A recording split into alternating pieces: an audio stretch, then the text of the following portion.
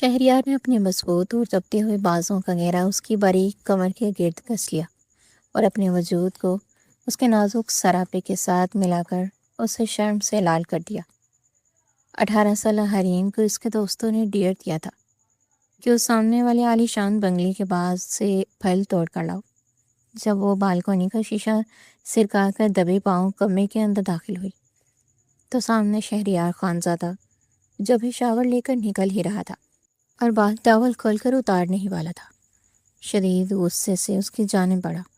Hot لگ رہا ہوں میں تمہیں؟ مجھے برداشت کر سکتی ہو بیبی گرل؟ اور اس کی کمر کو اپنی گرفت میں لے کر اسے برہنہ جسم کے ساتھ لگائے اس کو شرم سے لال کر گیا۔ مجھے جانے دے پلیز۔ اسے سکتے ہوئے وہاں سے بھاگی تھی، مگر چند روز بعد طوفانی موسم میں وہ ایک دفعہ پھر سے اس کے کمرے میں آتی، اس کے بستر میں گھس کر سینے سے لگ گئی اور بولی کہ مجھے بچا لے، وہ مجھے نہیں چھوڑیں گے۔ اس کے اس بات میں ہلتا سر دیکھ کر وہ اس کے لبوں کو اپنی گرفت میں لیتا اس پہ اپنی شدتیں ڈالنے لگا۔ کچھ پل اس نے اپنے لبوں سے شدت ڈالتا وہ اس کی گردن پہ حاوی ہوا تھا، اس کی گردن کے سکن کو لبوں میں دبوچ کر جگہ جگہ اپنے لبوں کا نشان چھوڑتا۔ وہ اسے جیتنے پہ مجبور کر گیا۔ جب وہ پیار کرنا شروع ہوتا تھا تو یوں ہی پیار کرتا تھا، اس کے گردن سے ہو کر اس کی دھڑکنوں پہ اپنے لب رکھ کر انہیں بھرپور انداز میں محسوس کرنے کے بعد اس نے اپنے لب اس کی شرٹ ہٹا کر اس کے پہلو پر رکھے تھے جہاں ایک ننھی جان سانسیں بھر رہی تھی، جب اچانک حریم کی چیخ نکلی کیونکہ اسے اندر ایک ننھی کیک پڑی تھی، جبکہ اس کی چیخ پہ وہ کھلکھلا کر ہنس دیا۔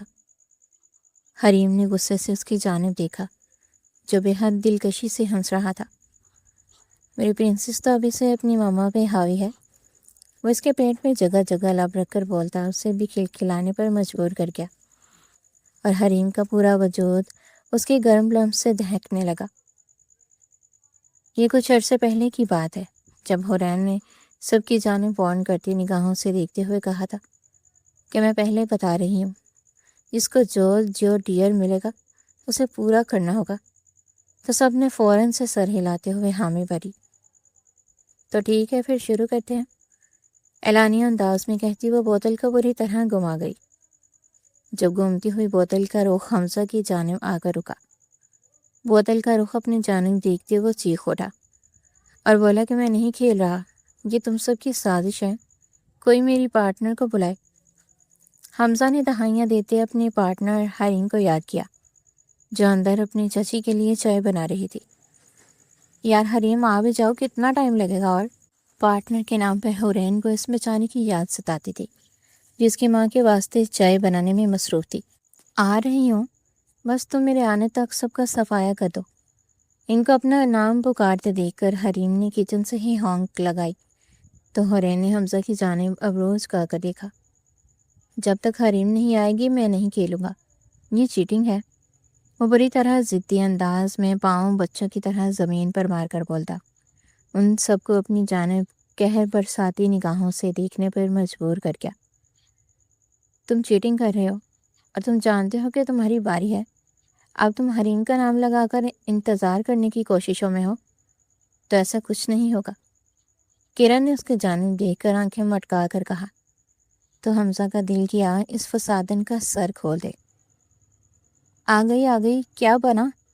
اپنے دونوں ہاتھوں کو جاڑ کر ان کی جانب آتی زمین پہ ہی گود بنا کر بیٹھ کر پوچھتی، ان سب کو ہنسنے پر مجبور کر گئی۔ اس کے یہ کیوٹ تاثرات والا چہرہ ان سب کا فیورٹ چہرہ تھا۔ یار اس حمزہ کے بچے کی باری ہے مگر یہ مان ہی نہیں رہا۔ کرن نے روحان سے ہو کر اس کو بتایا تو حریم نے گور کر اس کی جانب دیکھا۔ دوبارہ کھیل لو نا پلیز۔ حمزہ کا لہجہ التجائیہ تھا جس پہ وہ خاموشی سے ان سب کی جانب دیکھ کر سر ہلا گئی۔ اس کے سر ہلاتے ہی وہ یاہو کا نعرہ لگاتے اچھلا تھا۔ چلو شروع کریں۔ دوبارہ سے حورین نے بوتل کو گھمایا جبکہ بار پھر سے حمزہ کی طرف آ رکی۔ لاکھ لعنت تیرے پہ لعنتی عورت، اس نے اپنی جانب سے بوتل کو کہا تھا، مگر بوتل عورت تو نہیں تھی۔ یہی سوچ کر حورین نے اس کی بات کو دل پہ لے لیا۔ اس سے پہلے کہ وہ یہ خیال ختم کر کے جہاں سے اٹھتی، حریم نے ان سب کو خاموش کروایا۔ میں کرتی ہوں ویٹ۔ اس نے اٹھ کر بوتل کو اچھے سے گھما کر چھوڑا تو ایک دفعہ پھر سے بوتل حمزہ پہ آ رکی۔ سب کے کہے بلند ہوئے تھے۔ Truth and dear?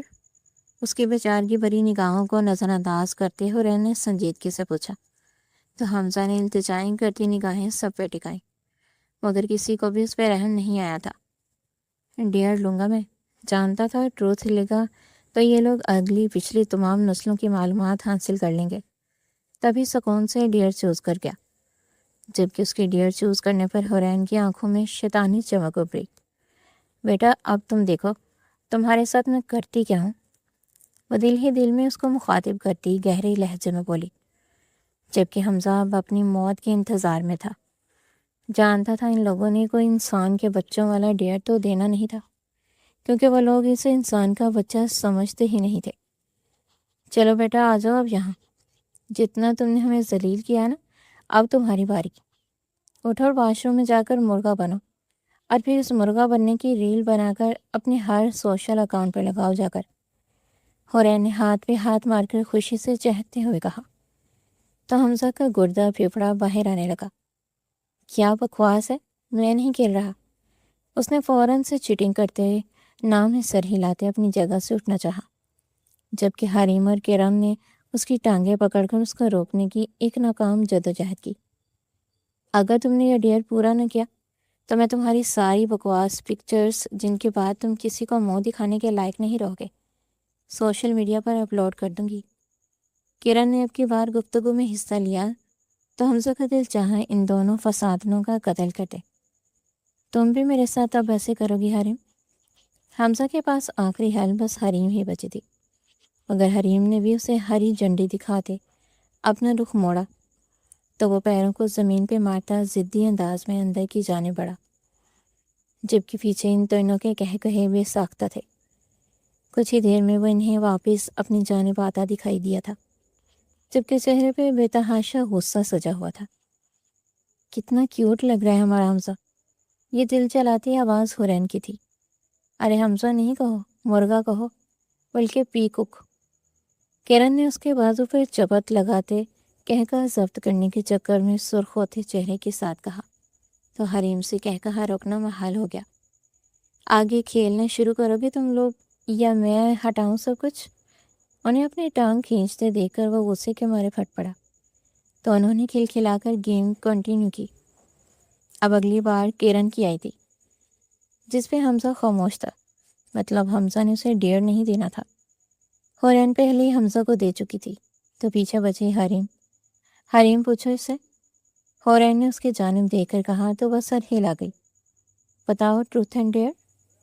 حریم کے لہجے میں ایکسائٹمنٹ ہی ایکسائٹمنٹ تھی۔ میرا تو ڈیئر ہی ہوگا، تم لوگوں کے ٹروتھ بہت خطرناک ہوتے ہیں۔ اس کا لہجہ معصومیت بھرا تھا، جب اس کی بات پہ وہ لوگ نہ چاہتے ہوئے بھی ہنستی ہے۔ ٹھیک ہے، پھر زیادہ بڑا کام نہیں ہے، بس آج کے دن کے سارے کام تم نے کرنے ہیں۔ وہ کندھے اچکا کر مزے سے اس کے ذمے اپنے سارے کام لگا گئی، تو حورین اور حمزہ نے ایک دوسرے کے ساتھ ہائی فائی کرتے کہے لگائی۔ یہ غلط ہے، اس نے احتجاج کیا، مگر مقابل کچھ بھی سننے کے موڈ میں نہیں تھی۔ باڑ میں جاؤ، کھیلنا بھی نہیں آتا تم لوگوں کو۔ اس نے کسی بھی طرح اپنی باتوں میں نہ آتے دیکھ کر وہ غصے سے بولی، تو ان سب کا کہکہا بے ساختہ تھا۔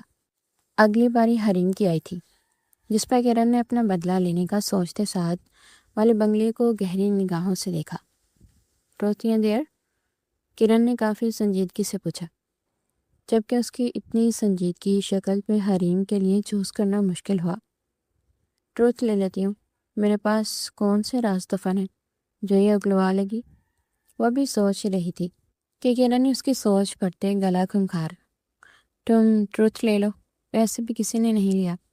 وہ جانتی تھی اگر اسے ٹروتھ لینے کا کہے گی تو وہ ڈیئر لے گی، جبکہ ترکی کے مطابق ہوا بھی یہی تھا۔ اس کے ڈیئر چوز کرتے ہی کرن کی آنکھیں چمکی تھی۔ بہت دن ہو گئے میری نگاہیں ان امرودوں پہ ٹکی ہوئی ہیں، ذرا میرے لیے وہ امرود تو لے کر آؤ۔ اس نے ساتھ والے بنگلے کی جانب اشارہ کرتے ہوئے کہا، تو حریم کے ساتھ ساتھ باقی سب کی آنکھیں بھی پھیلی۔ دماغ خراب ہو گیا ہے کیا؟ جانتی ہو نا اس بنگلے کا مالک کتنا خونخوار ہے، میں نہیں جانے والی۔ حریم نے دل پہ ہاتھ رکھ کر صاف انکار کیا تو ان سب نے اسے مجبور کیا، جس پر وہ ہار مانتی اللہ کا نام لیتی اس بنگلے کی جانب اپنی قدم بڑھا گئی۔ ہزار کوششوں کے بعد بالآخر وہ اس بنگلے کی دیوار پھلانگنے میں کامیاب ہو گئی تھی، جبکہ دیوار پہ کھڑی ہو کر اس سے امرود اتارنے مشکل ہی نہیں ناممکن لگ رہے تھے۔ جب یہ بالکونی کو دیکھ کر اس کی آنکھیں چمکی۔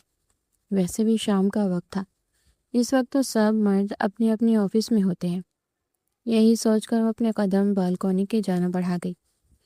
بالکونی میں قدم رکھتے ہی اس نے سکون کا سانس لیا تھا، جبکہ یہاں سے امرود توڑنا اس کے لیے بے حد آسان تھا۔ کافی زیادہ امرود توڑنے کے بعد وہ ان امرودوں کو اپنے دوپٹے میں بھر کر اسے اپنے کندھے پہ لاد دی وہاں سے جانے کا راستہ ڈھونڈ رہی تھی، مگر اسے کہیں بھی جانے کا راستہ نہ ملا تو بے اختیار سر پکڑ گئی۔ وہ آ تو گئی تھی مگر جاتی کیسے؟ بالکونی سے امرودوں کے ساتھ اس دیوار پہ چڑھنا ناممکن تھا۔ کرن کی بچی کہاں پھنسا دیا؟ روحان سے لہجے میں سوچتی وہ اپنے قدم بالکونی سے اٹیچ روم کی جانب بڑھا گئی، جب اس کی نظر سامنے کھڑے مرد پر پڑی۔ بے ساختہ اس کی چیخ نکلی تھی، جبکہ شہریار خانزادہ جو ابھی ابھی شاور لے کر نکلا تھا ایک چھوٹی لڑکی کو اپنے روم میں دیکھ کر آنکھیں پھیلا گیا۔ وہ ٹاول جو وہ کھول کر اتارنے والا تھا اگلے ہی پل دوبارہ سے اپنے جسم پہ لپیٹ گیا۔ سوری انکل، میں نے آپ کی ہاٹ باڈی کا کچھ بھی نہیں دیکھا، سچی۔ وہ معصومیت سے اشارت پہ ہاتھ رکھ کر اس کی جانب دیکھ کر نرم لہجے میں بولی تو شہریار خانزادہ کے ماتھے پہ پڑے بلوں میں اضافہ ہوا۔ اگر تم نے دیکھا نہیں ہے تو کیسے معلوم پڑا کہ میری باڈی ہاٹ ہے؟ وہ اس کی جانب قدم بڑھا کر بروز کا کر پوچھتا۔ اس کو بری طرح بوکھل آ گیا۔ پلیز آنے دیں۔ وہ رونے والی ہو چکی تھی، اسے بالکل بھی اندازہ نہیں تھا کہ اس کا ٹکراؤ اس شخص سے ہو گیا۔ کیوں جانے دو؟ وجہ؟ وہ اس کی طرف ایک قدم بڑھاتا اس کی جان نکال رہا تھا۔ کس کی اجازت سے میرے بنگلے میں قدم رکھا تم نے؟ اب کی بار اس کا لہجہ سرد تھا۔ مجھے یہ امرود، اس کا دھیان امرودوں کی جانب کرواتے ہوئے بولی۔ جب وہ ساری بات سمجھ کر وہ اوہ کے اندر میں ہونٹ سکیڑ گیا۔ چوری کرنے آئی تھی؟ وہ گمبھیر لہجے میں پوچھتا اس کی اڑی اڑی رنگت دیکھ کر ہیس اٹھانے لگا۔ جب اس کی بات پہ حریم نے مرتے ہوئے چہرے کے ساتھ نفی میں زور زور سے سر ہلایا تو پھر اس کے نفی میں ہلتے سر کو دیکھ کر وہ جلدی سے ایک قدم آگے لیتا، اس کی کمر پہ اپنے ہاتھ رکھ کر اسے اپنے حصار میں قید کر کے اوپر کو اٹھا گیا۔ اگر وہ اس کو اپنی گرفت میں نہ لیتا تو بے دہانی میں وہ بری طرح نیچے گرتی۔ آہ آہ، خود کو ہوا میں محسوس کرتی وہ زور زور سے چیخنے لگی۔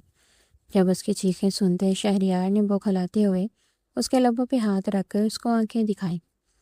دماغ خراب ہو گیا ہے؟ چلا کیوں رہی ہو؟ وہ اس کی جانب دیکھ کر اس کے کان کے قریب پھنکارا تو ڈر کے مارے بے ہوش ہونے لگی۔ مجھے جانے دیں، دوبارہ کبھی نہیں آؤں گی، وہ روتے ہوئے بولی تو شہریار بھی اس کی معصومیت پر ٹوٹ کر پیار آیا۔ ایک شرط پہ جانے دوں گا، اگر ایسے ہی روز آ کر مجھے اور میری باڈی کو ہاٹ بولو گی تو۔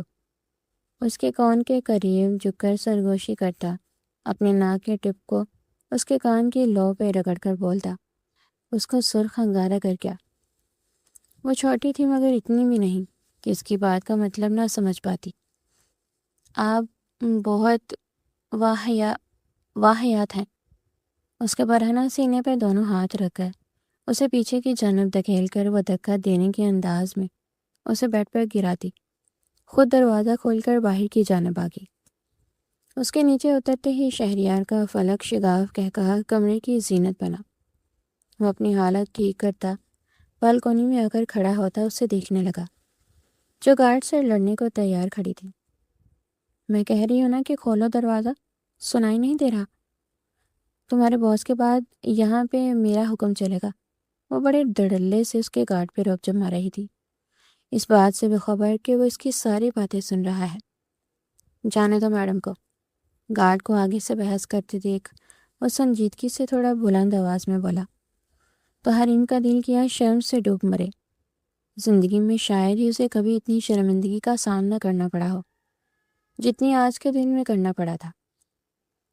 جی صاحب جی، گارڈ نے اگلے ہی پل دروازہ کھول کر اسے راستہ دیتے اپنی گردن جھکائی، جبکہ باقی سب ملازمین حیرت سے اس لڑکی کو دیکھ رہے تھے جو ان کے باس کے کمرے سے نکلی تھی، وہ بھی ڈھیر سارے امرودوں کے ساتھ۔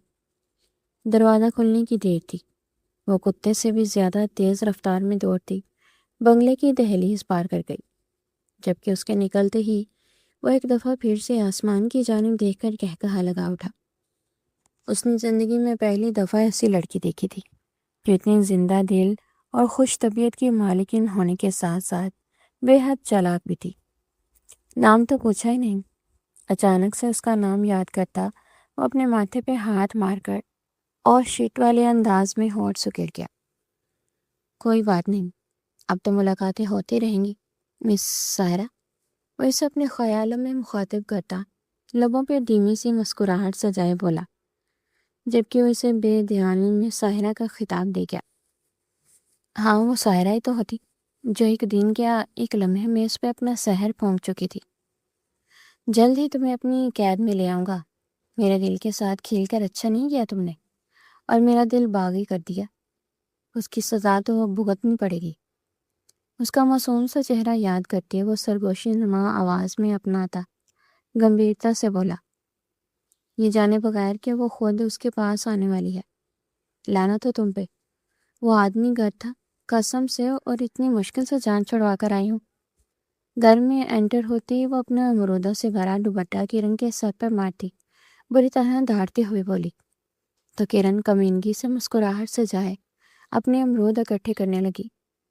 پھر اس نے تمہیں کچھ کہا تو نہیں؟ حمزہ نے بےتابی سے اس کی جانب بڑھتے ہوئے سوال کیا، تو وہ لب بھینچ کر نفی میں سر ہلا گئی۔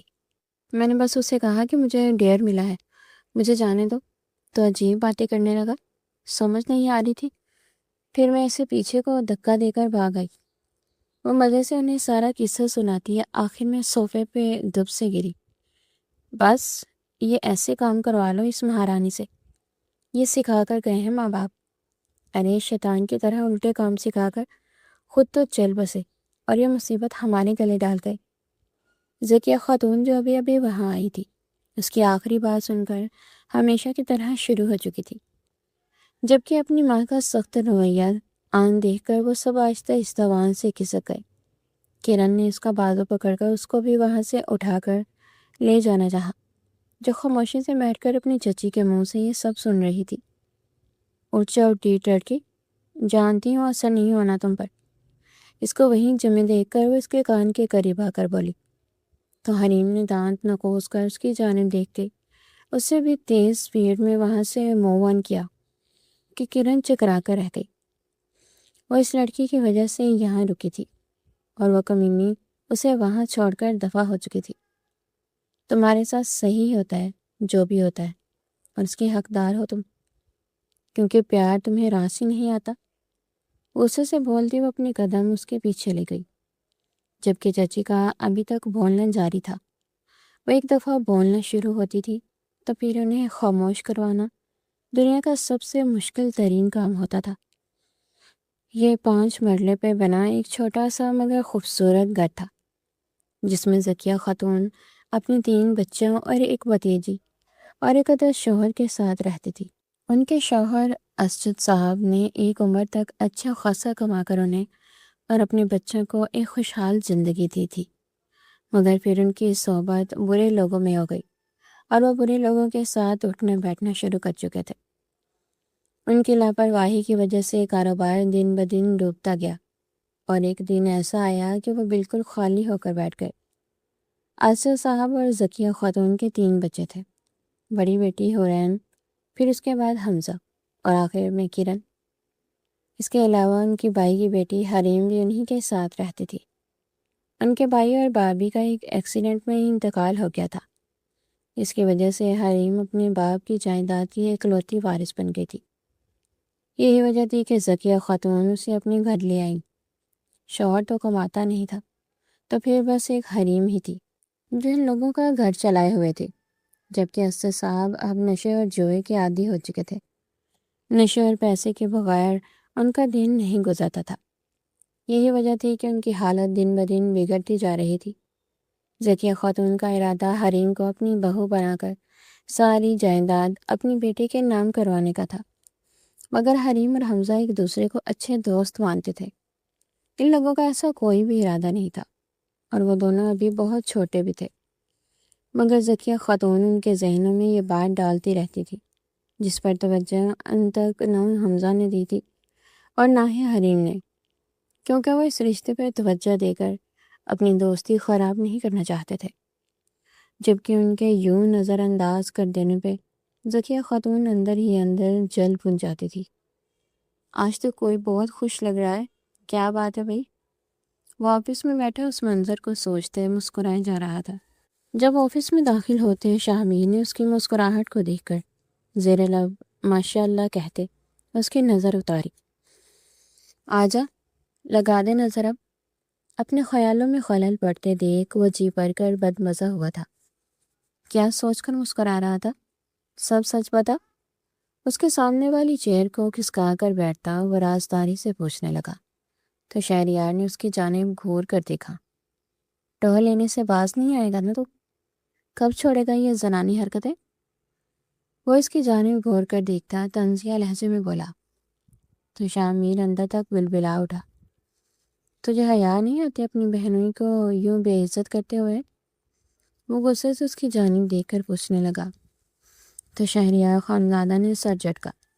شکل دیکھ لی اپنی، کہیں سے بھی بہنوئی والی لگ جائے تو آ کر میرے سر پہ 10 جوتے مار لینا۔ اور صاف صاف لفظوں میں اس کی بے عزتی کرتا اسے گہرے دکھ سے 2 4 کر گیا۔ تم میری انسلٹ کرتے ہو، میں تمہاری بہن کو شکایت لگاؤں گا۔ شاہمیر نے خفکی بری نگاہوں سے اس کی جانب دیکھ کر خالص زنانہ انداز میں کہا تو شہریار خانزادہ کا کہکہا بے ساختہ تھا۔ کر دی نا آگ لگانے والی آنٹی جیسی بات، اسی لیے تو میں تجھے زنانہ کہتا ہوں۔ وہ مسکراہٹ دبا کر بولتا اسے گہرے صدمے سے 2 4 کر گیا۔ زیادہ بکواس مت کر، چلو حویلی، کیونکہ خانم بی نے تجھے یاد کیا ہے، بلکہ اسپیشل مجھے بھیجا بھی ہے کہ تجھے لے کر آؤں۔ اس کی جانب دیکھ کر بولا تو شہریار کے ماتھے پر بال پڑے۔ لیکن میری شرط ابھی پوری نہیں ہوئی، اور میں اپنا کہا پورا کیے بغیر نہیں آؤں گا، وہ سنجیدگی سے بولا تو شاہمیر بھی سیریس ہوا۔ دیکھان، وہ سب باتیں بعد میں، لیکن تجھے ابھی حویلی چلنا ہے۔ حورین تجھے یاد کر رہی ہے، اور باقی سب بھی۔ وہ اس کے ہاتھ تھام کر اب کی بار التجائیہ لہجے میں بولا تو شہریار خانزادہ نے نفی میں سر ہلایا۔ اپنا کہا پورا کیے بغیر نہیں آؤں گا، مگر وعدہ کرتا ہوں جلدی آؤں گا۔ اور اس کو تسلی دینے والے انداز میں دلاسا دیتے ہوئے بولا تو شاہمیر کا ماتھا ٹھنکا۔ کیا مطلب؟ تجھے وہ مل گئی؟ شاہمیر کے لہجے میں بے یقینی ہی بے یقینی تھی۔ اس کے پوچھنے پہ وہ محض دلکشی سے مسکرا ہی سکا۔ کھا قسم، تجھے وہ مل گئی؟ شاہمیر اس کی جانب قدم بڑھا کر خوشی سے پاگل ہوتے لہجے میں بولا تو شہریار خانزادہ نے اس کو ایک گوری نوازی۔ اگر مجھے مل بھی گئی تو تجھے کس بات کی خوشیاں چڑھ رہی ہیں؟ وہ بروز کہا کر پوچھتا اسے کھلکھلانے پر مجبور کر گیا۔ تو نہیں سمجھے گا، بس جلدی سے تو وعدہ پورا کر کے حویلی آ جا، سب بہت مس کر رہے ہیں تجھے۔ وہ اسے کھڑا کر گلے سے لگا کر بولتا۔ آخر میں تھوڑا افسردہ ہوا تو شہریار خانزادہ نے ان کی حالت سمجھتی آنکھیں موڑ کر خود پہ ضبط کیے اس کے کندھے پہ تھپکی دی۔ بس کر تو مزے لینا ہی شروع ہو گیا۔ اسے مسلسل اپنے سینے سے چپکے دیکھ وہ شرارت سے بولا تو شاہمیر اس کے کندھے پہ دانت گاڑ کر پیچھے ہٹا۔ بکواس کرنا نہیں چھوڑے گا تو؟ وہ تعصب سے سر ہلا کر بولا تو شہریار خانزادہ نے لب دبائے۔ تو چھوڑ سکتا ہے زنانیوں والے کام؟ نہیں نا، تو میں کیسے چھوڑ دوں؟ وہ مسجد سے بول کر سارا مدعا اس پہ ڈالتا اسے آنکھیں پھاڑنے پر مجبور کر گیا۔ عزت لوٹنے کا ارادہ ہے کیا؟ اسے اپنی جانب اتنے برے طریقے سے دیکھتے پا کر وہ اپنی سینے کو دونوں ہاتھوں سے چھپانے کی کوشش کرتا شاہمیر کو جلا کر راکھ کر گیا۔ میں آج نہیں چھوڑوں گا تجھے خان۔ وہ مسلسل سے اپنا مذاق بناتے دیکھ اس کے پیچھے بھاگتے ہوئے گویا ہوا تو وہ کہوں کہ ضد میں آتا اپنے کندھوں میں تیزی لاتا اس کی پہنچ سے دور ہوتا چلا گیا، جبکہ پیچھے پیچھے وہ بھی اس کی پیروی کرتا، پورے آفس کو سر پہ اٹھاتا، اس کی جان لینے کو مچل رہا تھا۔ ان دونوں کی بھاگ دوڑ اور کہکہوں کے درمیان وہ سارا سٹاف پیسا جا رہا تھا، جبکہ کچھ لوگ اپنے باس کا یہ روپ دیکھ کر حیران تھے تو کچھ بے حد خوش کے شکر ہے انہیں ہنسنا بھی آیا۔ شہر کے شور و غل سے دور ہریالی کے بیچوں بیچ سر اٹھائے کھڑی وہ بلند و بالا حویلی اپنی مثال آپ تھی۔ سفید سنگ مرمر سے بنی دیواریں اور اونچے ستون اس بات کی گواہی دے رہے تھے کہ یہاں کسی عام انسان کا نہیں بلکہ خانزادوں کا راج ہے۔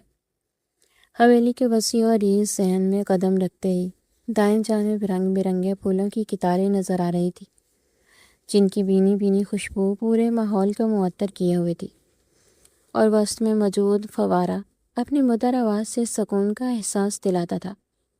حویلی کے مرکزی ہال میں موجود لکڑی کی بنی ایک بڑی اور پرشکوہ کرسی پر خانم بھی براجمان تھی۔ سفید ریشمی لباس اور سر پر سلیقے سے ٹکا دوپٹہ ان کی شخصیت کو مزید باوقار بنا رہا تھا۔ ان کی آنکھوں میں وہ روپ تھا جو بنا بولے ہی سب کو خاموش کروانے کی طاقت رکھتا تھا۔ وہ اپنے ہاتھ میں پکڑی تسبیح کے دانوں کو آہستہ آہستہ گھما رہی تھی، لیکن ان کا دھیان دروازے کی طرف تھا، جہاں سے ان کے بغاوتی پوتے نے سر اٹھا کر لوٹنا تھا۔ اس حویلی میں ان کا راج تھا۔ ان کے شوہر کے وفات کے بعد وہ بے حد سخت گیر ہو گئی تھی، کیونکہ حالات نے انہیں بہت مضبوط بنا دیا تھا۔ ان کے 3 بچے تھے، زمان خانزادہ اور یوسف خانزادہ اور شجاعت خانزادہ۔ زمان خانزادہ کے 2 بچے تھے، بڑا بیٹا شہریار خانزادہ جو بزنس کی دنیا کا بے تاج بادشاہ تھا، جبکہ چھوٹی بیٹی حورین خانزادہ تھی جس کا حال ہی میں نکاح اس کے چچا زاد سے ہوا تھا۔ اس کے بعد تھے یوسف خانزادہ جن کا ایک ہی بیٹا تھا، شامیر خانزادہ، جو شہریار کا ہی ہم عمر تھا اور اس کا جگری دوست بھی تھا۔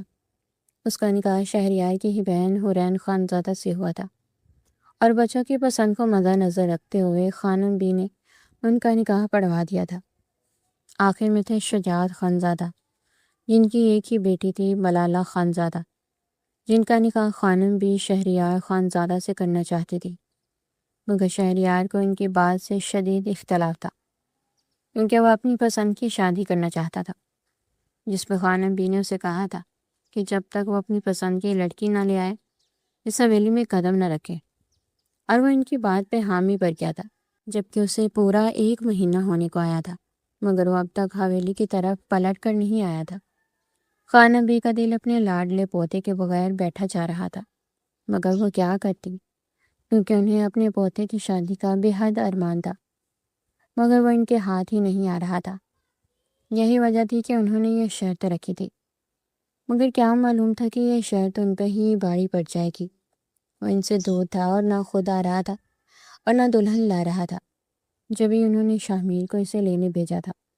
حورین آیا نہیں ابھی تک شامیر؟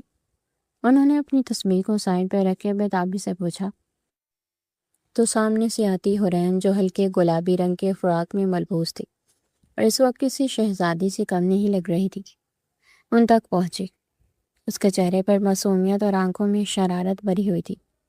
وہ تیزی سے سیڑھیاں اترتی ان تک پہنچی، ان کی گود میں سر رکھ گئی۔ آپ جانتی ہیں نا لالا کو جب تک وہ اپنا کام مکمل نہیں کریں گے وہ نہیں آئیں گے، اس نے معصومیت سے کہتے ان کی جانب دیکھا تو خانم بھی لب بیج گئی۔ وہ جانتی تھی کہ حورین صحیح کہہ رہی ہے، اور یہ لڑکا ایسے ہی تو نہیں آنے والا تھا۔ انہیں تو کسی کی بھی یاد آتی نہیں تھی، نہ آپ کی، نہ میری، نہ کسی اور کے۔ آپ کی بار وہ تھوڑا سا منہ بسور کو بولی تو خانم بی کے لبوں پر ایک پھیکی سی مسکراہٹ ابھری۔ اسی لیے تو اس کی دلہن بلوا رہی ہوں، کیونکہ جب دلہن آ جائے گی تو باہر جانا ہی بھول جائے گا۔ انہوں نے اس کا سر سہلا کر رازداری کے ساتھ کہا تو حورین کی آنکھیں چمکیں۔ تبھی زمان خانزادہ پورے جاہ و جلال کے ساتھ اندر آتے دکھائی دیا۔ وہ اس حویلی کا ایک اہم ستون تھے، یعنی ایک سخت گیر اور اصول پرست انسان جو حویلی کے تمام معاملات کو بڑی سختی سے سنبھالتے تھے۔ ان کا جاہ و جلال ایسا تھا کہ ملازمین تو کیا، گھر کے بچے بھی ان کے سامنے اونچی آواز میں بات نہیں کرتے تھے، سوائے ان کے اپنے سپوت کے، جو ان کی اس کسی بات کو خاطر میں نہیں لاتا تھا، جبکہ ان کی نسبت ان کی بیگم رملہ خانزادہ ایک خاموش طبع اور سلجھی ہوئی خاتون تھی، جو حویلی کی رونقوں کو برقرار رکھنے میں مصروف رہتی۔ آیا نہیں وہ خور کا بچہ؟ انہوں نے اپنی اصلی جلال بھرے لہجے میں پوچھا تو حورین نے لب دبائے۔ بابا خود کو کیوں گالی دے رہے ہیں؟ اس نے کافی معصومیت سے سوال کیا، جس پہ خانم می نے اپنے لبوں پہ ہاتھ رکھ کر اپنا رخ موڑا، جبکہ کچن سے نکلتی رملہ خاتون کھلکھلائی تھی اور وہیں زمان خانزادہ بری طرح گڑبڑائے۔ ہمارا وہ مطلب نہیں تھا، انہوں نے ہارون کی جانب ایک گوری ڈال کر سخت لہجے میں کہا، جب باہر سے گاڑی کے ہارن کی آواز نے سب کو چونکا دیا۔ آ گئے لالا، حورین نے بےتابی سے کہتے باہر کی جانب دوڑ لگائی، مگر سامنے سے آتے شاہمیر کو دیکھ کر اس کے لبوں پر پھیلی مسکراہٹ پھیکی پڑی۔ کیا ہوا میری جان؟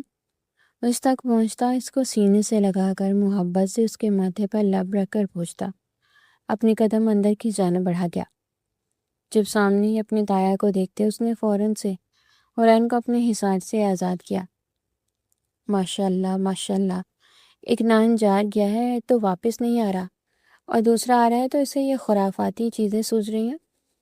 انہوں نے اپنی نگاہوں کا زاویہ بدل کر توبہ توبہ والے لہجے میں کہتے اپنی قدم مردان خانے کی جانب بڑھا دیے، کیونکہ انہیں اندازہ ہو گیا تھا کہ ان کا نافرمان ابھی تک نہیں آیا۔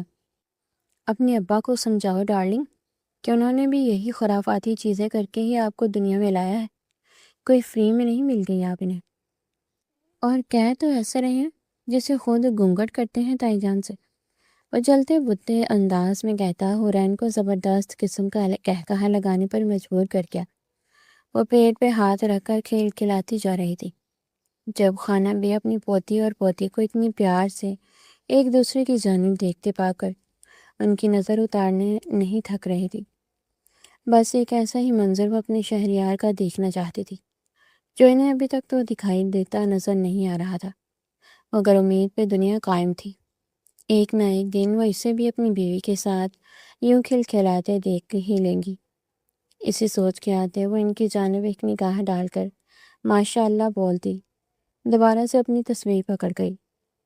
شہریار کے بارے میں وہ جانتی تھی کہ ان کا پوتا جس ضد پر اڑ جائے اسے پورا کیے بغیر واپس نہیں مڑتا، مگر انہیں یہ نہیں معلوم تھا کہ اس بار شہریار خانزادہ کی ضد کوئی کاروبار یا زمین نہیں بلکہ ایک ساحرہ ہے۔ موسم بے تحاشا خراب تھا اور وہ اس وقت اکیلی گھر میں تھی، کیونکہ چچی اور تینوں بچے اپنے نانا کے گھر گئے تھے، مگر موسم کی خرابی کی وجہ سے وہ فی الحال وہیں پہ تھے۔ وہ فارغ بیٹھی اس طوفانی بارش کو دیکھ رہی تھی، جہاں آسمان پر کالے سیاہ بادل کسی بپرے ہوئے شیر کی طرح گرج رہے تھے، اور باہر طوفانی ہواؤں کا راج تھا جو کھڑکیوں کے پٹوں کو بے رحمی سے پیٹ رہے تھی۔ فارغ بیٹھ کر بھی دل ہی بیٹھ رہا ہے، چلو برتن دھو لیتی ہوں، وہ دل میں سوچتی اللہ کا نام لیتی کچن کی جانب بڑھ گئی۔ اب وہ کچن میں کھڑی سکون سے برتن دھو رہی تھی، اور طوفانی ہواؤں کی آوازیں اب بھی اس کے کانوں میں پڑ رہی تھی، مگر فی الوقت کچھ سکون تھا۔ اس کے گورے ہاتھوں پر صابن کی جاگ لگی تھی اور چہرے پر تھکن کے آثار واضح تھے۔ وہ سوچنا چاہتی تھی، مگر اس حال میں اسے کبھی بھی نیند نہیں آتی۔ ابھی اس نے آخری پلیٹ دھو کر رکھی ہی تھی کہ اچانک گھر کا مرکزی دروازہ کسی نے زوردار ٹھوکر مار کر کھولا۔ اس کی روح ایک پل کے لیے پرواز کر گئی تھی۔ لگتا ہے چچا آئے ہیں، وہ دل میں سوچتی اپنے ہاتھوں کو دھو کر دوپٹے سے صاف کرتی اپنی قدم باہر کی جانب بڑھا گئی۔ جب سامنے ہی اس کی نظر اپنے چچا پہ پڑی تو ایک دفعہ پھر سے اس کی روح فنا ہوئی۔ وہ نشے میں دھوت گرتے پڑتے اندر آ رہے تھے۔ حریم، اوے حریم، کہاں مر گئی ہے تو؟ چل میرے ساتھ۔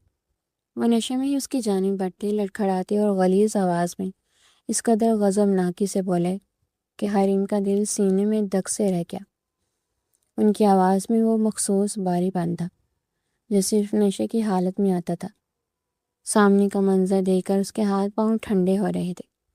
عاصف صاحب کی آنکھیں خون کی طرح سرخ تھی اور وہ دیواروں کا سہارا لیتے اس کی جانب بڑھ رہے تھے۔ چچا جان آپ ٹھیک تو ہیں؟ وہ سہم کر 2 قدم پیچھے ہٹی، کیونکہ اسے آج پہلی دفعہ اپنے چچا سے خوف آیا تھا۔ وہ وہاں سے بھاگنے والی تھی، مگر اس سے پہلے کہ وہ سنبھل کر کوئی قدم اٹھاتی، اسد صاحب نے چپٹ کر اس کا بازو اتنی بے رحمی سے دبوچا کہ اس کے منہ سے فلک شگاف چیخ نکلی تھی۔ بہت نخرے دکھاتی ہے نا تو، چل میرے ساتھ، آج میرا داؤ لگا ہے اور تجھے میرے ساتھ چلنا ہوگا، کیونکہ آج تو اپنے سارے قرضے اتاروں گا۔ وہ اسے کھینچ کر اس طوفانی بارش میں اپنے ساتھ لے جانے لگا تو حریم کا دل بند ہونے لگا۔ بری طرح مزاحمت کر رہی تھی، مگر وہ نشے کی حالت میں بھی اس کے نازک وجود پہ باری تھے۔ وہ اسے گھسیٹتے ہوئے باہر لے جا رہے تھے، جبکہ وہ چلاتی جا رہی تھی کہ چھوڑے مجھے چچا، خدا کا خوف کرے میں آپ کی بیٹیوں جیسی ہوں، چھوڑیں پلیز۔ پر ان کی بات سے سمجھ گئی تھی کہ وہ کیا چاہتے ہیں۔ تبھی اس کا دل اچھل کر حالت میں آیا تھا اور جسم بے جان ہو رہا تھا۔ وہ اس کا سودا کرنے والے تھے۔ یہ سوچ آتے ہی اس کی روح پرواز کر رہی تھی۔ وہ تڑپ رہی تھی، مگر اسد صاحب کے سر پر تو جیسے شیطان سوار تھا۔ جب انہوں نے اسے زبردستی گھر سے باہر نکالنے کی کوشش کی تو حریم کی نظر قریب پڑے ایک باری گلدان پر پڑی۔ جینے کی تڑپ اور عزت کے خوف نے اسے ہمت دی تھی، اور اگلے ہی پل اس نے جھپٹ کر وہ گلدان اٹھایا اور پوری قوت سے ان کے سر پر دے مارا۔ آہ! اسد صاحب کے سر سے خون کا فوارہ چھوٹا اور وہ سر تھام کر وہیں ڈیر ہو گئے۔ حریم نے ایک لمحہ ضائع کیے بغیر ننگے پاؤں باہر کے سمت دوڑ لگا دی۔ باہر بارش کا پہرا تھا اور موٹا موٹا قطرہ اس کے وجود کو بھگو کر اسے ٹھٹھرنے پر مجبور کر رہا تھا، مگر پیچھے سے آتی چچا کی آوازیں اس کے اندر کے خوف کو مہمیز دے رہی تھی۔ وہ دیوانہ وار بھاگتی ہوئی اسے بڑے بنگلے کی دیوار تک پہنچی، کیونکہ آج اس کے پاس کوئی اور راستہ نہیں تھا۔ یا اللہ مدد کرنا، پلیز بچا لے مجھے۔ وہ روتی ہوئی بڑی مشکل سے دیوار پھیلان کر اندر داخل ہوئی تھی۔ پچھلی دفعہ اس دیوار پہ چڑھتے اس نے طے کیا تھا کہ وہ دوبارہ کبھی یہ دیوار پار نہیں کرے گی، مگر عزت کا خوف انسان سے سب کچھ کروا دیتا ہے، اور اسے بھی کروا رہا تھا۔ اندھیرا اتنا تھا کہ اسے کچھ سجائی نہیں دے رہا تھا۔ وہ لڑکھڑاتی ہوئی بالکونی کے راستے سیدھا اسی کمرے میں داخل ہوئی جہاں سے چند روز پہلے وہ بھاگی تھی اور جہاں نہ آنے کی قسم وہ کھا چکی تھی۔ اندر مکمل روشنی اور اندھیرا تھا، صرف کھڑکی سے آنے والی بجلی کی گوند کبھی کبھی کمرے کو روشن کر دیتی۔ حریم کا پورا وجود کانپ رہا تھا۔ اسے بیڈ پر کسی کی موجودگی کا احساس ہوا تو اگلے ہی پل وہ ہانپتی ہوئی بھاگ کر بیڈ پر چڑھی اور کمبل کے اندر گھستی سیدھا وہاں لیٹے وجود کے سینے سے جا لگی۔ شہریار خانزادہ جو گہری نیند میں تھا، اچانک اپنے سینے پر کسی برفیلے اور گیلے وجود کا لمس محسوس کر کے ہڑبڑا کر اٹھا۔ اس کا ہاتھ بجلی کی تیزی سے بیڈ سائڈ لیمپ کی طرف گیا اور اگلے ہی پل کمرہ نیم روشنی میں نہا گیا۔ وہ حیرانگی سے اپنے ساتھ لپٹے وجود کو دیکھنے لگا جو مکمل بھیگا ہوا تھا۔ کون ہے؟ اس کی سخت مگر گمبھیر اور رعبدار آواز گونجی، مگر جیسے ہی اس کی نظر اپنے سینے سے لگی اس چھوٹی سی لڑکی پر پڑی جو اس کی شرٹ کو مٹھیوں میں بھینچے بری طرح سسک رہی تھی، تو اس کی آنکھیں حیرت سے پھیل گئی۔ سائرہ؟ وہ بے یقینی سے بولا تو حریم نے اپنا آنسوں سے بھیگا چہرہ اٹھا کر اسے دیکھا، جس کی معصوم آنکھوں میں بے پناہ خوف تھا۔ پلیز مجھے بچا لیں، مجھے بچا لیں، وہ مجھے مار دیں گے، میرے چچا باہر ہیں، پلیز مجھے جانے مت دیجیے گا۔ وہ اس کے سینے میں اپنا سر چھپاتی ہوئی ہچکیوں سے رونے لگی۔ اس کے گیلے کپڑوں کی وجہ سے شہریار کا اپنے وجود بھی بھیگ گیا تھا، مگر اس وقت اسے اس بات کی پرواہ نہیں تھی۔ شش، چھپ، بالکل چھپ۔ اس کی سسکیوں پر وہ ذرا سختی سے بولا تو حریم نے اپنی آواز کا گلا گھونٹا، جبکہ اس کی ہچکیاں اب بھی کمرے میں گونج رہی تھی۔ خاموش رہو، بولا نا، کوئی نہیں آئے گا یہاں، کیونکہ یہ میری سلطنت ہے اور یہاں تم محفوظ ہو۔ شہریار نے اس کے لرزتے وجود کے گرد اپنے بازوں کا گہرا تنگ کیا۔ اس کا دل جو ہمیشہ پتھر کی طرح سخت رہتا تھا، اس وقت اس لڑکی کی حالت دیکھ کر موم ہو رہا تھا۔ اب بتاؤ مجھے کیا ہوا ہے؟ کون سے چچا؟ کس کی ہمت ہوئی تمہیں ہاتھ لگانے کی؟ اس کا پرسکون ہوتے دیکھ وہ سرد لہجے میں پوچھنے لگا۔ اس کا لہجہ اب سرد اور خونخوار ہو چکا تھا۔ وہ حریم کے بالوں کو سہلاتا ہوا اسے خود میں چھپانے لگا، جبکہ حریم کو بھی اس کے برہنہ بازوں اور گرم سینے کی تپش میں ایسا سکون اور تحفظ ملا تھا جو اسے آج تک کسی نے نہیں دیا تھا۔ وہ نشے میں ہیں اور مجھے زبردستی لے جا رہے تھے، کہہ رہے تھے سارے قرضے اتاریں گے آج مجھے دے کر۔ اس نے سسکتے ہوئے اسے ساری بات بتائی۔ وہ اسے ایک ایک چیز بتا چکی تھی، بس نہیں بتایا تھا تو اپنا نام، جبکہ شہریار خانزادہ اس کے منہ سے ساری کہانی سنتا۔ اب اس کا سر تھپک کر خون بری نگاہیں زمین پر ٹکائے ہوئے تھا۔ یہ لڑکی آج یہاں نہ آتی تو نہ جانے کدھر جا پہنچتی۔ غصے سے اس کی رگیں پھٹنے کو تھی، مگر وہ خود پہ کنٹرول کیے بیٹھا تھا۔ وہ سسک رہی تھی، جبکہ شہریار نے اس کا چہرہ تھوڑا سا پیچھے کر کے اس کی آنکھوں میں دیکھا اور اس کے انگوٹھے نے حریم کے گال پر موجود آنسو کو صاف کیا۔ اب تم شہریار خانزادہ کی پناہ میں ہو۔ اب تمہارے چچا تو کیا موت بھی یہاں قدم رکھنے سے پہلے 100 بار سوچے گی، اس نے دو ٹوک لہجے میں کہا، اور حریم کو اپنے ساتھ لگائے دوبارہ لیٹ گیا۔ اسے پتا تھا کہ یہ لڑکی اس کے لیے مصیبت بن سکتی ہے، مگر وہ خود بھی یہ جانتا تھا کہ اب وہ اسے خود سے دور نہیں کر پائے گا۔ حریم سے نہیں جانتی تھی، مگر پھر بھی اس شخص کے حصار میں اسے سکون مل رہا تھا، جبکہ شہریار صبح اس کا فیصلہ کرنے کے بعد اسے لیے یہاں سے نکلنے کا ارادہ رکھتا تھا۔ اب انتظار تھا تو محض صبح کا، اور نہ جانے اب اگلا دن اس کے لیے کیا مصیبت لانے والا تھا۔ اگلی صبح کا سورج اپنی پوری آب و تاب کے ساتھ طلوع ہو چکا تھا، مگر حریم کے لیے یہ روشنی سکون کے بجائے ایک نیا طوفان لانے والی تھی۔ شہریار خانزادہ رات بھر اس معصوم وجود کی حفاظت کرتا رہا۔ جیسے ہی حریم کی آنکھ کھلی اور اس نے خود کو ایک انجان مرد کے مضبوط حصار میں پایا تو اس کے ہاتھ پاؤں پھول گئے۔ وہ جلدی سے بیڈ سے اتری اور اپنے بکھرے ہوئے بال درست کرنے لگی۔ رات کا ایک ایک منظر اس کے ذہن میں چمک رہا تھا کہ اگر وہ رات کو یہاں نہ آتی تو جانے کی اتنی جلدی؟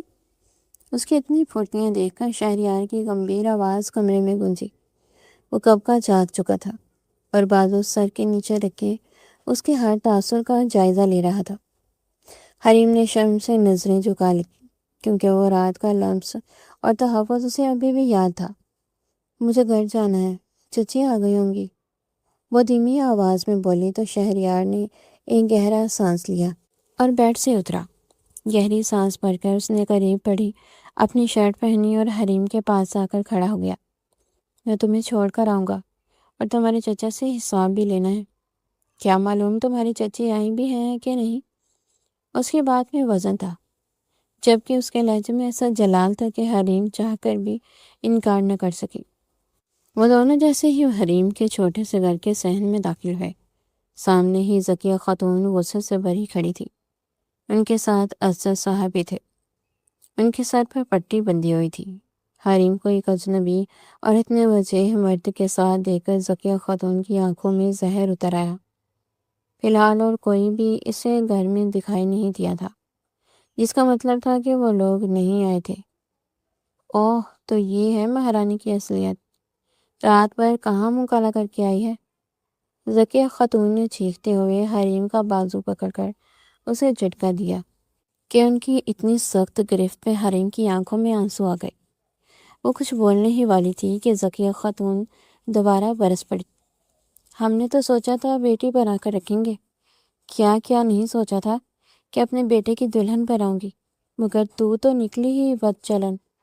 جس باپ کی جائیداد کو سوچ کر اس مرد کو پیچھے لگایا ہے، وہ ایک پھوٹی کوڑی بھی نہیں ملے گی، جبکہ تیرا باپ، وہ تو قبر میں بھی تیرے کرتوت دیکھ کر شرمندہ ہوتا ہوگا۔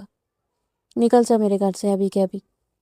اپنے لہجے میں اور لفظوں میں زہر بھر کر اسے حریم کے کانوں میں اڈیلتے ہوئے انہوں نے حریم کو دھکا دے کر باہر نکالا، مگر اس سے پہلے کہ وہ اسے ہاتھ بھی لگاتی، ایک مضبوط ہاتھ نے ذکیہ خاتون کی کلائی کو فضا میں ہی دبوچ لیا۔ خبردار، خبردار جو آپ نے اسے ہاتھ پہ لگایا۔ ہاتھ کاٹ کر جڑ سے اکھاڑ دوں گا۔ شہریار خانزادہ کی داڑھ نے پورے گھر کو ہلا کر رکھ دیا تھا۔ اس کا چہرہ غصے کی شدت سے سرخ پڑ رہا تھا۔ ذکیہ خاتون کا رنگ فک پڑ گیا، جبکہ اسد صاحب جو پہلے ہی شہریار کا جاہ و جلال دے کر پیچھے ہٹ گئے تھے، اب تو باقاعدہ کانپنے لگے۔ اب ہوتی کون ہو اسے بد چلن کہنے والی؟ یہ بچی رات بھر میرے پاس محفوظ تھی کیونکہ اس کے اپنے چچا نے اس کی عزت کا سودا کرنا چاہا تھا۔ شہریار نے حقارت بھری نظر اسد صاحب پر ڈالی، جو فوراً ہی نظریں چرا گئے۔ زبان سنبھال کر بات کرو لڑکے، یہ ہمارے گھر کا معاملہ ہے۔ ذکیہ خاتون نے سمے پر بولنے کی کوشش کی، مگر ان کی بات سن کر اگلے ہی پل شہریار کے چہرے پر ایک زہریلی مسکراہٹ ابھری۔ گھر کا معاملہ؟ جو چچی اپنی یتیم بھتیجی کی جائیداد ہڑپنے کے لیے اسے اپنے نکمے بیٹے کے گلے مارنا چاہتی ہو، جو چچا سے اسے جوئے میں ہار جائے، آپ انہیں اس کا گھر کہہ رہی ہیں؟ حالانکہ آپ لوگوں کا اس پہ کوئی حق نہیں ہے۔ شہریار نے حریم کا ہاتھ تھاما اور اسے اپنے پیچھے کر لیا، جبکہ اس کے اس اقدام پر حریم کا دل اس کے اس تحفظ پر بڑی زور سے دھڑکا تھا۔ میں اسے اپنے ساتھ لے کر جا رہا ہوں، اور اگر آپ لوگوں نے کوئی بھی غلط حرکت کرنے کی کوشش کی تو پھر میرے سے برا آپ کسی کو نہیں پائیں گی۔ آپ کے شوہر کو ابھی کے ابھی سلاخوں کے پیچھے کرنے کی ہمت رکھتا ہوں، مگر ایک موقع دے رہا ہوں۔ اگر اس کی فیملی بن کر میری حویلی میں آئیں گی تو عزت دوں گا، اگر اس کے خلاف کوئی سازش رچ کر ہمارے درمیان آئیں گی تو سزا دوں گا۔ ایک ایک لفظ پر زور دے کر بولتا وہ حریم کو لیے وہاں سے نکلتا چلا گیا۔ خدا حافظ۔ وہ ایک نگاہ ان سب پر ڈال کر حریم کا ہاتھ اپنے ہاتھ میں تھامے وہاں سے نکلتا چلا گیا، جبکہ حریم اس کا یہ روپ دیکھ کر حیران تھی۔ وہ تو بہت نرم سے شہریار کو جانتی تھی، اور وہ اتنی غصے والا تھا، اس بات کا اندازہ اسے اب ہو رہا تھا۔ کچھ ہی دیر میں ان کی گاڑی شہر کی سڑکوں سے فراٹے پڑ رہی تھی، جبکہ حریم میں اتنی بھی سخت نہیں تھی کہ وہ اس سے پوچھ سکتی کہ وہ اسے کہاں لے کر جا رہا ہے۔ مگر ایک چیز جو وہ جانتی تھی وہ یہ تھی کہ وہ اس شخص کے ساتھ بالکل محفوظ تھی، جو شخص پوری رات اسے اپنے پہلو سے لگائے بیٹھ سکتا ہے اور بنا کچھ کہے رات گزار سکتا ہے، وہ اس کے لیے غلط کبھی نہیں ہو سکتا۔ سکون سے سیٹ سے ٹیک لگائے وہ باہر کے منظر دیکھنے میں مصروف تھی، جبکہ شہریار اس کا پرسکون چہرہ دیکھ کر دل ہی دل میں حویلی والوں کے ریئیکشن کا سوچ رہا تھا۔ یقیناً حویلی میں اس کی بیوی کو دیکھ کر سب کا منہ ایک نہ ایک دفعہ کھلنا تھا، کیونکہ وہ اس سے عمر میں کافی چھوٹی تھی، مگر اسے کسی کی پرواہ نہیں تھی۔ وہ اس لڑکی کو پہلی نظر میں دیکھ کر اپنا مان چکا تھا، تو اب پیچھے ہٹنے کا جواز تو بنتا ہی نہیں تھا۔ تبھی اب سب کچھ بلائے سکون سے اپنا سارا فوکس ڈرائیونگ پہ کرنے لگا، جبکہ حریم اس کی سوچوں سے بے نیاز اپنی کزنز کے بارے میں سوچ رہی تھی کہ نہ جانے وہ ان سب سے کبھی مل پائیں گی بھی نہیں، نہ جانے چچی سے معاف کریں گی بھی کہ نہیں، اور نہ جانے وہ کس ماحول میں جا رہی ہے۔ کئی طرح کے سوال اس کے ذہن میں ابھر رہے تھے، مگر وہ جواب نہیں لے سکتی تھی۔ تبھی خاموشی سے باہر کے نظارے دیکھتی رہی، ہر سوچ کو جٹک گئی، اور پھر ان سالوں میں بہت کچھ بدل چکا تھا۔ کچھ سال پہلے جب وہ حریم کو حویلی لے کر گیا تھا تو اسی شام خانم بی نے بنا کسی احتجاج کے اس کا نکاح حریم سے کروا لیا تھا۔ ان کا کہنا تھا کہ مشکل سے ہی ان کا پوتا ان کے ہاتھ آیا تھا، اور وہ یہ موقع جانے نہیں دینا چاہتی تھی۔ جبھی جتنی جلدی ہو سکے وہ ان کا نکاح کر گئی تھی، جبکہ نکاح کے کچھ عرصے بعد حریم کے 19 سال کے ہونے پہ ان کی رخصتی کر دی گئی۔ باقی ان سالوں میں یہ بدلا تھا کہ اسد صاحب کی موت ہو چکی تھی، جس کے بعد ذکیہ خاتون اکیلی رہ گئی تھی۔ ہر طرف سے تنگی کا سامنا کرنے کے بعد وہ شہریار کی حویلی پہنچی تھی۔ انہوں نے اس سے اور حریم سے معافی مانگنے سے اس کی مدد کی درخواست کی تھی۔ جب اپنے چچا کی موت کا سن کر حریم بے حد روئی تھی، وہی ان کی حالت دیکھ کر اس نے شہریار سے ان کی مدد کرنے کا کہا تھا، جس پر شہریار انہیں اپنے بنگلے میں شفٹ کر چکا تھا، جبکہ حمزہ کو وہ اپنے آفس میں ایک اچھی جاب دے چکا تھا، جس پر ذکیہ خاتون اس کی ساری عمر شکر گزار رہنے والی تھی۔ وہ کبھی کبھار حریم کے ساتھ ان کے گھر جاتا رہتا تھا، جس پہ وہ ہمیشہ اپنی بیٹیوں کی طرح حریم کا استقبال کرتی تھی۔ شہریار حورین اور کرن کا بڑا بھائی ہونے کی حیثیت سے بے حد اچھی جگہ ان کا بھی رشتہ طے کر چکا تھا، جبکہ ذکیہ خاتون تو اللہ کا شکر ادا کرتی نہیں تھکتی جنہوں نے ان کو اتنا اچھا داماد دیا تھا۔ وہیں شہریار سے مشورہ کرنے کے بعد حریم اپنی تمام جائیداد ذکیہ خاتون کے نام کر گئی تھی، جس پر وہ کئی پل ساکت رہیں۔ جس جائیداد کو انہوں نے بڑے طریقے سے ہتھیانے کی کئی کوششیں کی تھی، آج ان کے اچھے عمل پہ ان کی جولی میں ڈال گئی تھی۔ حویلی کی فضا آج کسی طلسماتی خواب کا منظر پیش کر رہی تھی۔ ہر طرف لگی پیلے رنگ کی روشنیاں شام کے جٹپٹے میں موتیوں کی طرح چمک رہی تھی۔ حورین اور شامیر کا وہی ازلی نوک جھونک والا سلسلہ اب بھی جاری تھا، مگر اب ان کے درمیان ایک چھوٹا سا وجود ارمغان کی صورت میں موجود تھا، جو اپنی شرارتوں سے پورے صحن کو سر پر اٹھائے ہوئے تھا۔ اسے آپ بھی اٹھا لیا کریں، یہ صرف میری ہی بچی نہیں ہے۔ حورین نے کچن سے نکلتے ہوئے اونچی آواز میں ہانک لگائی تو شامیر جو ارمغان کے پیچھے بھاگ رہا تھا وہیں پر بریک لگا کر رک گیا۔ بیگم، یہ صرف میرا ہی نہیں تمہارا بھی بچہ ہے، اور دیکھو تو صحیح، بالکل تم پر گیا ہے، ایک پل ٹک کر نہیں بیٹھتا، اس لیے یہ تم سنبھالو۔ شامیر نے اس کے پیچھے بھاگ بھاگ کر تھک کر ہانپتے ہوئے جواب دیا تو خانم بھی جو اپنی کرسی پر بیٹھی یہ سب دیکھ رہی تھی بے ساختہ کھلکھلا اٹھی۔ ان کی آنکھوں میں اب سختی نہیں تھی، بلکہ ایک عجیب سا سکون تھا، کیونکہ وہ باقی اپنی زندگی کی تمام دعاؤں کو قبول ہوتے دیکھ رہی تھی۔ وہیں دور بالکونی پر ٹھنڈی ہوا کے جھونکے حریم کے چہرے کو چھو رہے تھے۔ وہ دلکشی سے مسکراتی نیچے جاری اس چہل پہل کو دیکھ رہی تھی کہ اچانک دو مضبوط بازوں نے اسے پیچھے سے اپنے حصار میں لے لیا۔ حریم نے چونک کر پیچھے دیکھا تو شہریار خانزادہ اپنے مخصوص دلکش انداز میں مسکرا رہا تھا۔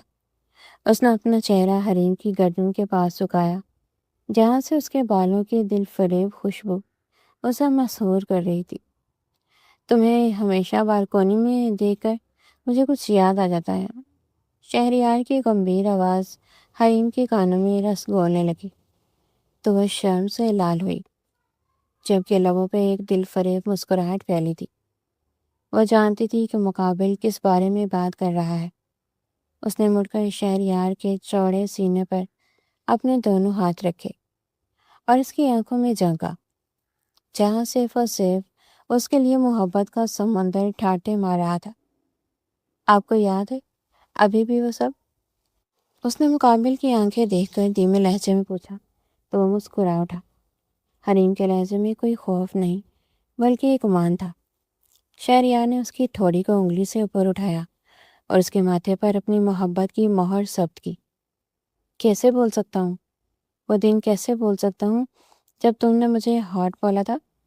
مسکراہٹ دبا کر بولتا ہوا اس سے چھیڑ گیا، جس پہ حریم نے جمتے ہوئے اس کے سینے پہ مکہ مارا تھا۔ میرے منہ سے نکل گیا تھا، وہ اسے جتا رہی تھی، جس پہ شہریار کھلکھلا اٹھا۔ یہ لڑکی اسے بے حد پیاری لگتی تھی اور وہ اسے بتا نہیں سکتا تھا کہ وہ اس لڑکی کے لیے کئی جانیں ہار سکتا ہے۔ رات کی خاموشی حویلی کے در و دیوار پر دستک دے رہی تھی اور کمرے میں مدھم روشنی پھیلی ہوئی تھی جو ماحول کو مزید رومانٹک بنا رہی تھی۔ حریم بیڈ پر بیٹھی چھوٹے سے نرم و ملائم فراق پر کڑھائی کرنے میں مصروف تھی اور اس کے چہرے پر ایک خاص قسم کا نور تھا جو ماں بننے کے احساس نے بخشا تھا۔ جب اچانک کمرے کا دروازہ کھولنے شہریار خانزادہ اپنی مخصوص وجہ شخصیت کے ساتھ اندر داخل ہوا۔ اس نے اپنی شرٹ کے اوپر کے 2 بٹن کھول رکھے تھے اور بالوں میں انگلیاں پھیرتے ہوئے سیدھا حریم کے پاس آ کر بیٹھا۔ ابھی تک جاگ رہی ہو ساحرہ؟ ڈاکٹر نے تمہیں آرام کرنے کا کہا ہے نا؟ اس کا رخ اپنی جانب موڑ کر وہ خفگی سے بولتا، اس کے ہاتھ سے وہ فراق اٹھا کر لبوں سے لگاتا ایک سائڈ پر رکھ گیا، جبکہ حریم اپنی شوہر پہ قربان جاتی نگاہیں ٹکائے مسکرا کر اسے دیکھ رہی تھی۔ زیادہ پیارا لگ رہا ہوں کیا؟ وہ اس کے جانب جھک کر دیکھتا پوچھنے لگا، تو حریم نے پلکیں جھپک کر اسبات میں سر ہلایا۔ اس کے اسبات میں ہلتا سر دیکھ کر وہ اس کے لبوں کو اپنی گرفت میں لیتا اس پہ اپنی شدتیں ڈالنے لگا۔ کچھ پل اس پہ اپنے لبوں سے شدت ڈالتا وہ اس کی گردن پہ حاوی ہوا تھا۔ اس کی گردن کی سکن کو لبوں میں دبوچ کر جگہ جگہ سے اپنے لبوں کا نشان چھوڑتا وہ اسے جھینکنے پر مجبور کر گیا تھا۔ جب وہ پیار کرنا شروع ہوتا تھا تو یوں ہی پیار کرتا تھا، اس کی گردن سے ہو کر اس کی دھڑکنوں پہ اپنے لب رکھ کر انہیں بھرپور انداز میں محسوس کرنے کے بعد اس نے اپنے لب اس کی شرٹ ہٹا کر اس کے پہلو پر رکھے تھے، جہاں ایک ننھی سی جان سانسیں بھر رہی تھی، جب اچانک حریم کی چیخ نکلی۔ اسے کک پڑی تھی، جبکہ اس کی چیخ پر وہ کھلکھلا کر ہنس دیا۔ حریم نے غصے سے اس کی جانب دیکھا جو دلکشی سے ہنس رہا تھا۔ میری پرنسس تو ابھی سے اپنی ماما پہ حاوی ہے، وہ اس کے پیٹ پر جگہ جگہ لب رکھ کر بولتا اسے بھی کھلکھلانے پر مجبور کر گیا۔ حریم کا پورا وجود اس کے گرم لمس سے دہکنے لگا۔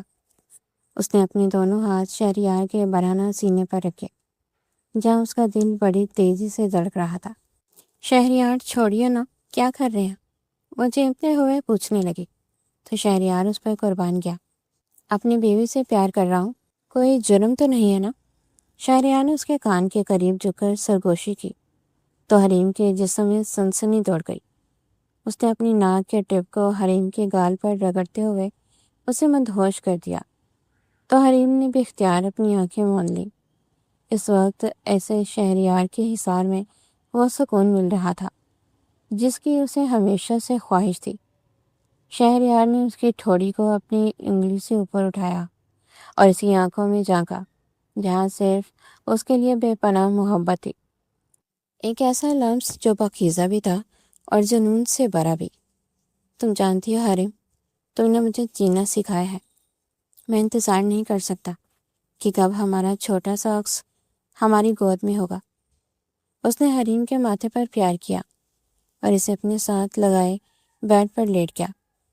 حریم نے اپنا سر اس کے مضبوط کندھے پر ٹکا دیا۔ رات کی سیاہی میں ان دونوں کی سانسوں کی ترتیب ایک ہو رہی تھی، جہاں سے محبت کا راج تھا اور آنے والی نئی زندگی کی خوشبو پورے کمرے کو مہکا رہی تھی۔ دوریوں اور تلخیوں کا سفر اب ایک ایسی منزل پر پہنچا تھا جہاں صرف سکون، محبت اور ایک خوشحال مستقبل ان کا منتظر تھا۔ حویلی کے کشادہ کمرے میں رات کا فسوں اپنے پورے عروج پر تھا۔ کھڑکی سے چھن کر آتی چاندنی کمرے کے ماحول کو اور بھی پراسرار اور نکھرا ہوا بنا رہی تھی۔ حریم ہلکے سرمئی رنگ کے انتہائی نفیس نائٹ سوٹ میں ملبوس بیڈ کے کنارے بیٹھی اپنی زلفوں کو سمیٹنے میں مصروف تھی۔ جب شہریار نے خاموشی سے کمرے میں قدم رکھا، اس کی نظریں سیدھی اپنی ساحرہ پر پڑی، جو اس وقت چاند کی کرنوں میں دھلی ہوئی کوئی ابصرہ لگ رہی تھی۔ اس نے حریم کی تذبذب سے بھری مسکراہٹ کو دیکھا اور قدم بڑھاتا ہوا اس کے بالکل قریب آ کر بیڈ پر بیٹھ گیا۔ شہریار کے اس طرح اچانک قریب آنے پر حریم کے دل کی دھڑکنیں لمحوں میں بے ترتیب ہونے لگی۔ اس کی سانسوں کی تپش حریم کو اپنی گردن پر محسوس ہو رہی تھی۔ شہریار نے بغیر کچھ کہے اپنے مضبوط اور گرم ہاتھ حریم کے نازک ہاتھوں پر جمائے اور انہیں آہستہ آہستہ سے اٹھا کر اپنی لبوں سے لگا لیا۔ اس کے اس والہانہ انداز پر حریم کے رخساروں پر شفق کے رنگ بکھر گئے۔ تم جانتی ہو سائرہ کہ تم میرے لیے کتنی خاص ہو؟ شہریار نے مدہوش کن اور انتہائی گمبھیر لہجے میں سرگوشی کی، تو حریم نے شرما کر اپنی لمبی پلکیں جھکا لی۔ اس کا یوں نظریں چرانا شہریار کے ضبط کا امتحان لے رہا تھا۔ شہریار نے حریم کے چہرے پر بکھری زلفوں کے ایک لٹ کو بڑی نازک ادائی سے اس کے کان کے پیچھے اڑسا اور اپنی انگلی کے پوروں کو اس کے نرم و ملائم گال پر پھیرنے لگا۔ اس کے اس لمس سے حریم کے پورے وجود میں ایک میٹھی سی سنسنی دوڑ گئی۔ وہ کچھ کہنا چاہتی تھی، مگر شہریار نے اپنی انگلی اس کے نازک گلابی لبوں پر رکھ کر اسے خاموش کروا دیا۔ آج کچھ مت بولو حریم، بس مجھے اپنے اس قریب ہونے کا احساس جینے دو۔ اس نے حریم کو اس کی کمر سے تھام کر اپنی اور نزدیک کر لیا اور اپنا سر اس کے شانہ برفگندہ گردن میں چھپا دیا۔ حریم کے حواس اس کی اس والہانہ محبت سے مختل ہونے لگے تھے۔ شہریار کے لبوں کی تپش جیسے ہی حریم کی گردن کے نازک حصے پر محسوس ہوئی، حریم کے منہ سے ایک دھیمی سی سسکی نکل گئی اور اس نے باختیار شہریار کے چوڑے شانے پر اپنے دونوں ہاتھ جما دیے۔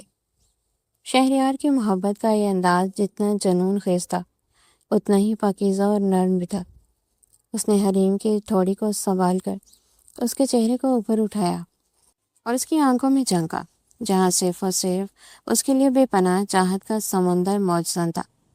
شہریار نے اپنے لب حریم کی پیشانی پر رکھے اور پھر آہستہ سے نیچے جھکتے ہوئے اس کے مکھن سے گالوں کو چومتا ہوا اس کے سرخ لبوں کو اپنے لب رکھ گیا۔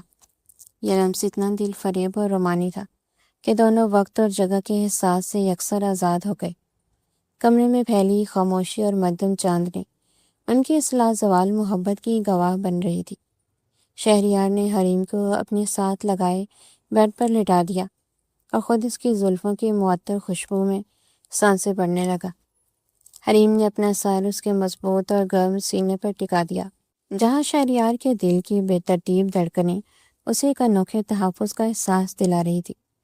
اب ہر طوفان تھم چکا تھا اور حویلی کے اس رومانی گوشے میں صرف دو روحوں کے ملن کی وہ خاموش داستان لکھی جا رہی تھی جس کا اختتام صرف اور صرف محبت تھا۔